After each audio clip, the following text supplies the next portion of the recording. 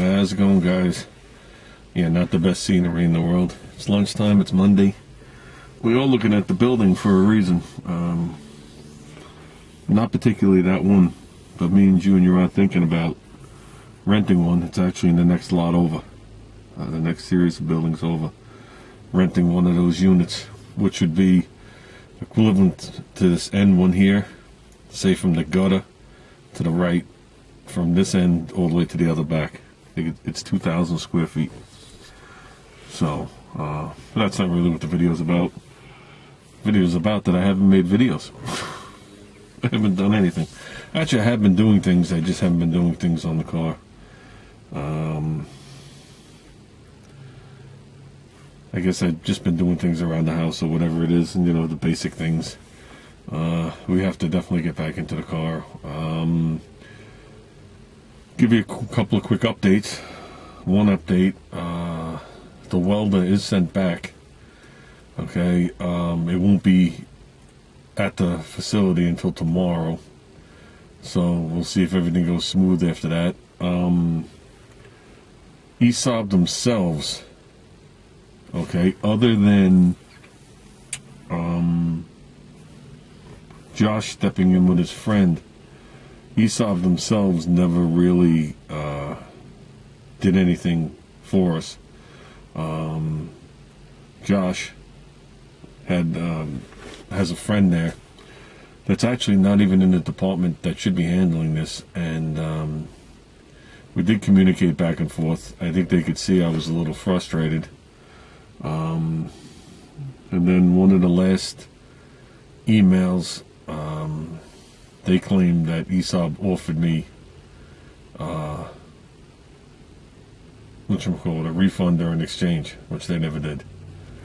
And I explained that to them, and that I could say firsthand because I was the one speaking to them at that point, because they gave me the date that it supposedly happened, and I know it didn't happen. So with that, I figured that was the end of it, and it pretty much is. So basically what's happening is he's getting a refund on the machine, hopefully.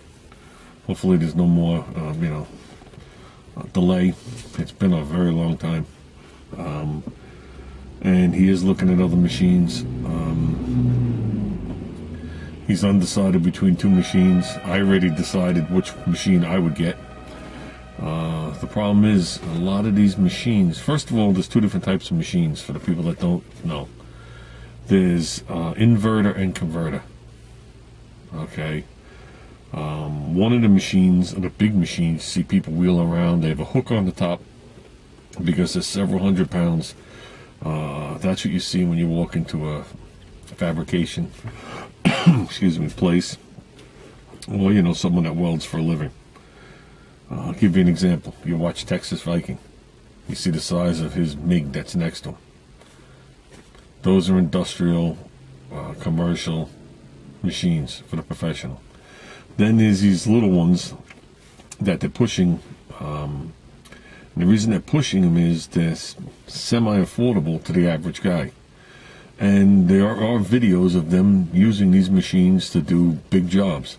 The bottom line is, they're not designed to do those big jobs constantly, all day long. And if you read on them, they don't consider them really professional, industrial grade.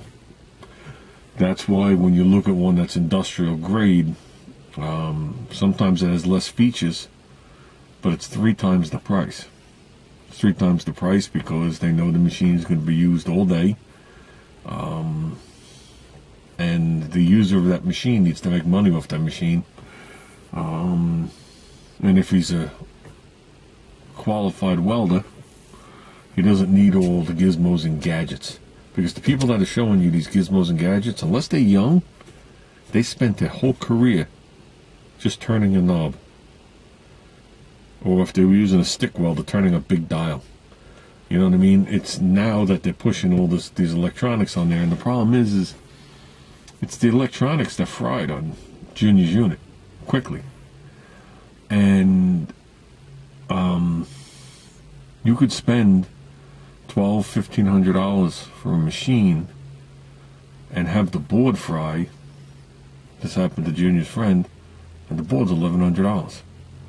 which makes absolutely no sense whatsoever, because then there's got to be some massive markup on that. But and then the machine's down and it's in the trash. So he showed me, actually it's 3 different machines. One was by one brand, 2 were by the other, and the machine I like basically has 2 knobs on it, and above each knob it has a digital display. That's it. The other machines have a full touch screen. It's like a stereo in your car. It does this, it does that, it knows what type of gas you put into it, it knows all this. To me, totally unnecessary. If you want to make a living with that machine, because when that machine breaks, the machine's going down, it's going to cost you an arm and a leg, okay?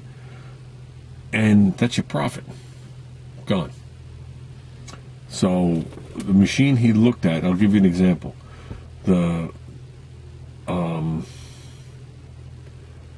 machine he had was, I think, 40 pounds. Something like that. The machine he's looking at is close to 300. It just shows you the difference on what's inside. Just like the miller I have in the garage. That miller in the garage takes 4 people to lift it. That's why there's an eyelet on the top of it. And when you open it up, you'll know why. So he's looking to do this as a career and make money. And it's okay if you want to start off with one of the less expensive machines, but you got to know that that machine's gonna crap out on you. There's only so much you can be able to push that machine before you toss it in the dumpster. So, and that brings up the point of the multi-processing machines. I said to him, I don't agree with the multi-processing machine, because if you have a multi-processing machine, that means the machine will do MIG. So there's all different combinations, but let's just say it does MIG and stick welding. And if you're relying on that for back and forth as your main machine, that means you're giving it double the use right off the bat. And when it goes down, you lost everything. The other machine in my garage is a TIG stick welder. Okay? So there's only so hard you're going to push the stick on that thing, and there's only so hard you're going to push the TIG on that thing. And if that's your only stick and your only TIG welder, when it goes down, you're done. It seems like the multi-processing machines do everything almost good. How's that sound? It seems like they leave just a little bit out, okay?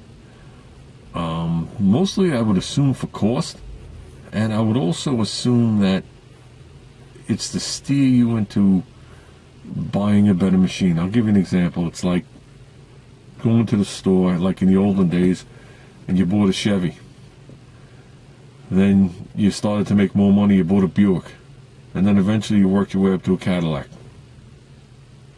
I think that's the point of a multi-processing machine. It's for a hobbyist. I mean, in a hobbyist, we know what hobbyists can do. Doesn't mean a hobbyist welds 2 tin cans together. They could be doing I-beams, they could be doing frames, they could be fabric, whatever.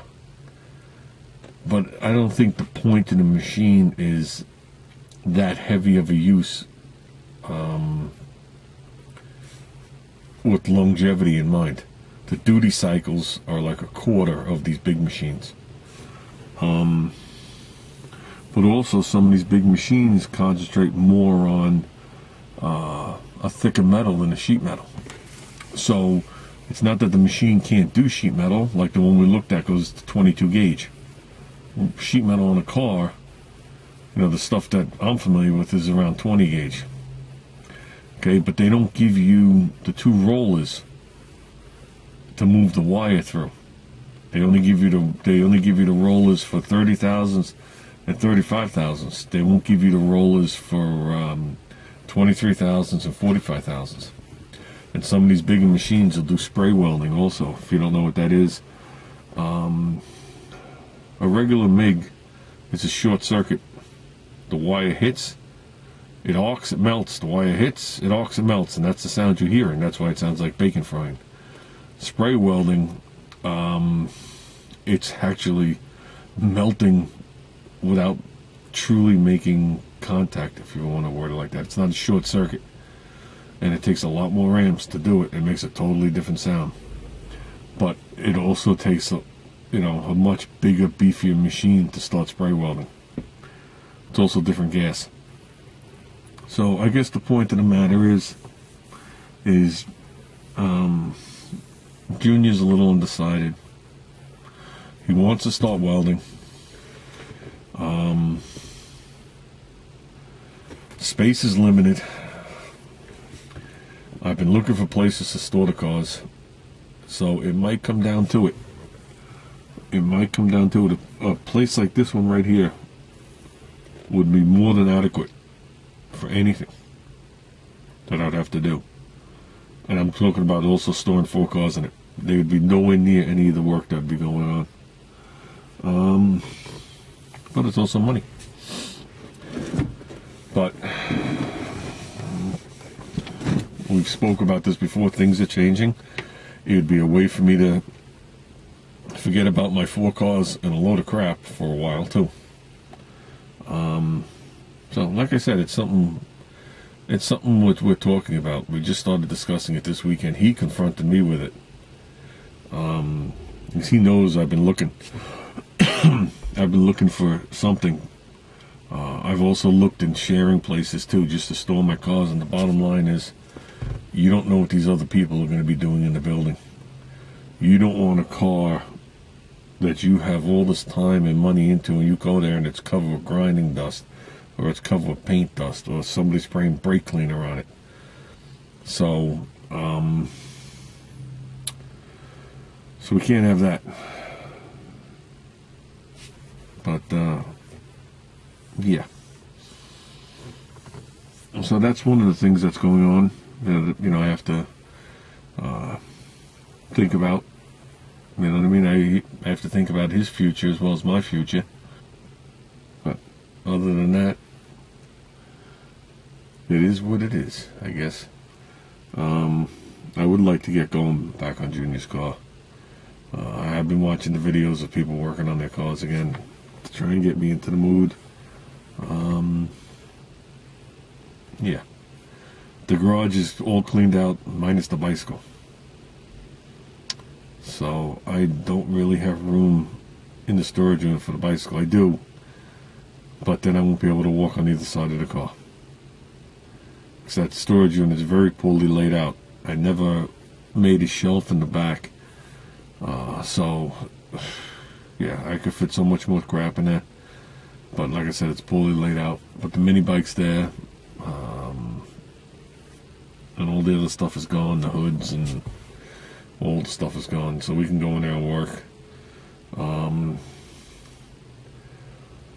We talked about it. I think the next thing I have to do on the car is just wire up the MSD box correctly, so the car can be pulled in and out. For painting reasons, if he wants to do a little fabrication on something for somebody, and that's probably the route we're going to go. So, other than that, I don't know. I guess you guys have been looking at the side of a building for a little while here. Not that exciting. Okay, guys. I'm out of here.